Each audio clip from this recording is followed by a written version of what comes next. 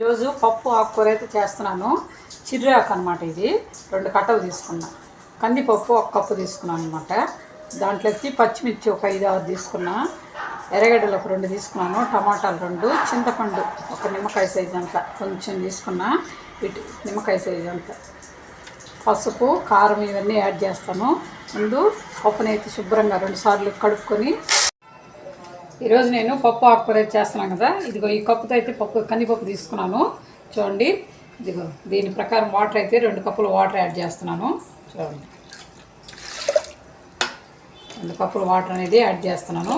ఇప్పుడు శుభ్రంగా కడిగి పెట్టుకున్నటువంటి ఆకుకూరని అయితే ఉప్పు వేసి కడిగి పెట్టుకున్నాను అనమాట. ఆకుకూరని ఈ విధంగా శుభ్రంగా ఆకుకూరని చిర్రాకు అనమాట ఉప్పు వేసి కడుక్కోవాలి. ఎందుకంటే దాంట్లో వాళ్ళు మందులు వేసి పండిస్తారు కాబట్టి ఆ విధంగా మనం కడుక్కుంటే నీట్గా మనకు మంచిది అన్నమాట. చూడండి, పచ్చిమిర్చి ఒక 5-6 వేస్తున్నాను. టమాటాలు ఒక 2 తీసుకున్నాను. చింతపండు ఒక నిమ్మకాయ సైజు అంత వేస్తున్నాను.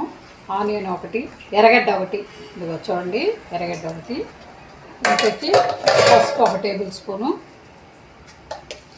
పసుపు అనేది 1 టేబుల్ స్పూను, కారము కొద్దిగా ఇదో చిన్న టేబుల్ స్పూన్ ఇది అన్నమాట.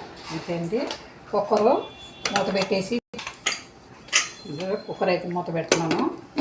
ఒక 3 విజిల్స్ వస్తే సరిగ్గా సరిపోద్ది అనమాట. పప్పు ఆకుకూర అనేది రెడీ అయిపోద్ది. మీద అయితే పెట్టాను కుక్కరు. 3 విజిల్స్ వస్తే మనకు పప్పు ఆకుకూర అనేది రెడీ అయిపోద్ది అనమాట పర్ఫెక్ట్గా.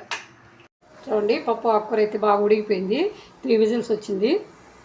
ఇప్పుడు దీన్ని మనం గల్లుప్పు వేసి మెదుపుకుంటాం. చూడండి,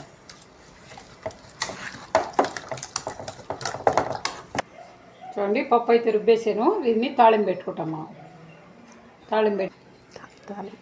చూడండి, పప్పు అయితే రుబ్బుకున్నాను. పప్పు ఆకుకూర తాళింపు అయితే పెడతాను దీనికి.